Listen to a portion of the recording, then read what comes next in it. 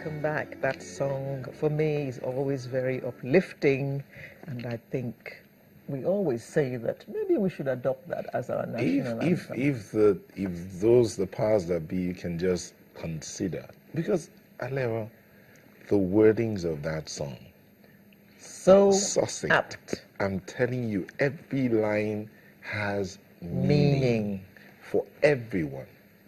Everyone. And more so now. More so now. Well, Mr. Dakolo, well done. Now to the matter at hand, which happens to be rebuilding the North. It is heartening that action on rebuilding the devastated northeast region of Nigeria, long at the mercy of an insurgency that has claimed thousands of lives and left about 2 million people displaced, is being intensified. Certainly, the traumatized citizens, especially women and children, will be very glad to hear this news. To look at this with us this morning, it's my pleasure to welcome the Commissioner for Reconstruction, Rehabilitation and Resettlement of Insurgency Victims in Borno State, Dr. Babagana Umar Zulum.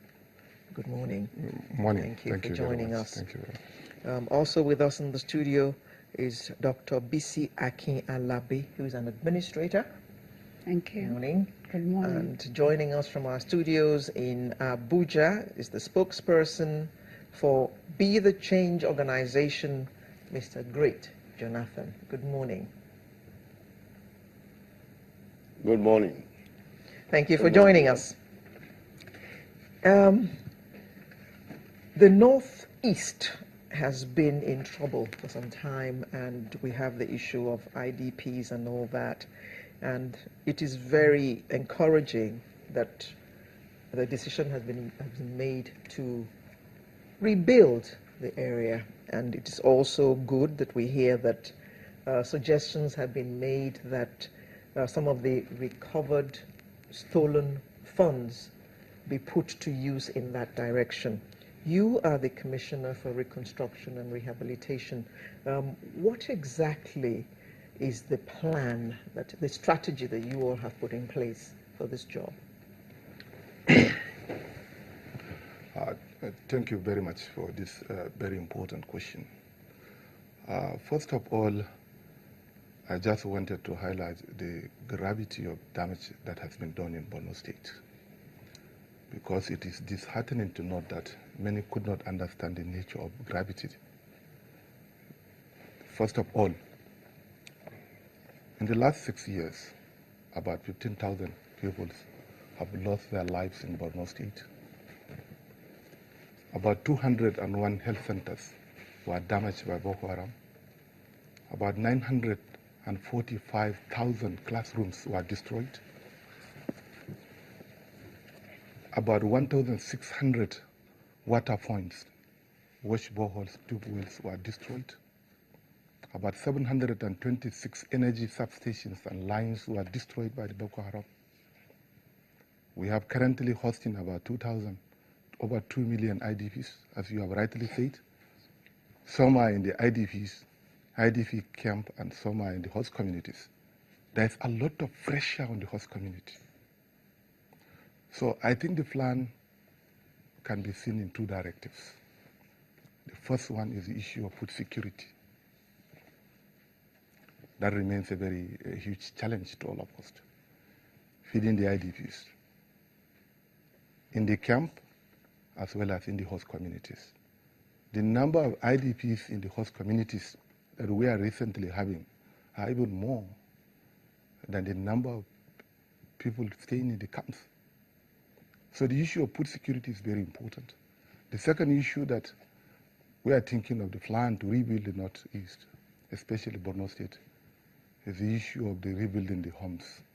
As I told you, close to 1 million houses were burnt down completely. So I think the issue of reconstruction is very important. But not only the issue of reconstruction, the issue of socio-economy of the people, the rural livelihoods is completely at stake. These people have nothing to go back. So you need to empower them. You need to rehabilitate them and resettle them.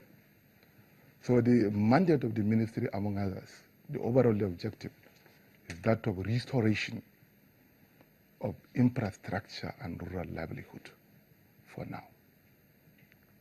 That is the plan. But it has to be done in phases. Now, the first one, we have started the first one, where the communities will have a very greater access to the communities, where the military operations are not taking place there.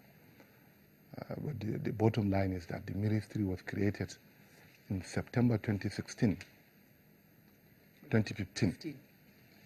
Why the ministry was created? Because on assumption of mantle of leadership by President Muhammad Buhari, the efforts of the military have yielded positive result in reducing the insurgency, the menace of the insurgency. That must have informed the decision to create the ministry with the view to solving the problem of post-insurgency. Thank you very much. Dr. Akaya Alabi, there is a plan on ground now to rebuild the ravaged area, but we still hear about Boko Haram activities almost on a daily basis. In fact, it seems like not having access to, because they've been pushed back from the villages, they now actually go into the IDP camps and set themselves ablaze and, bomb themselves up in the camps. What are your thoughts about this plan that is now in place to rebuild and the activities of the insurgents? Do you not think that as the building and reconstruction is going on, that they're going to be coming back to attack? Yes, definitely. They will not give up. And I think the federal government is doing the right thing. They are putting the right procedures in place to stop this. But the most important thing, like my colleague here said, is to ensure the peace and security. Peace and security is very, very important. So government needs to continue to reinforce security around the IDPs. They also need to do a lot of campaign advocacy within the camp to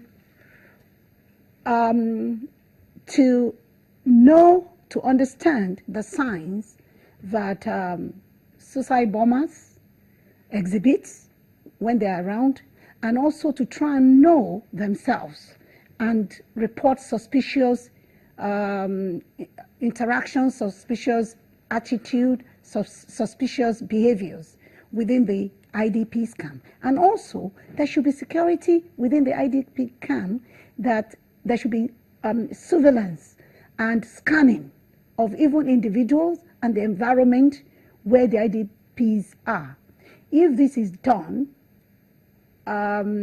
judiciously, it will be very difficult for the evil people to penetrate the IDPs, because right now there's no difference between a genuine IDP person and person that is still attached to the terrorist organization. So we need to be able to identify real vulnerable individuals in these IDPs. And the only reason we can do that is through education, is through mass enlightenment. Even all these children and all these people, all these individuals that are turning themselves into suicide bombers, we do better if we start doing building capacity, human capacity within the IDPs themselves, so that they can help themselves. When we now find out that people within the IDPs camps are not idle, we find out that you must be attached to one activity or the other. When we break them down into groups, smaller groups, it will be so manageable, because each group will have a leader or a key worker that will be able to identify the member of the cells in that particular activity. And that's the way that is being done. If you look at research all over the world where we have issues of insurgencies and when we have people in camps, the government needs to put together robust advocacy and social, like you said, social economy, because the lives of the people in that area is completely down. So right now, basic services needs to put in place first before we start thinking about huge investment in infrastructure. Of course, the infrastructural development and investment must also come in, but first thing first, the people, first of all, need to get grips of their lives. They need counseling. They need support, emotionally, morally, and financially. People need to be given, to be empowered to do better for themselves. When they are empowered, they will not be lured into evil things like. I was going to ask you about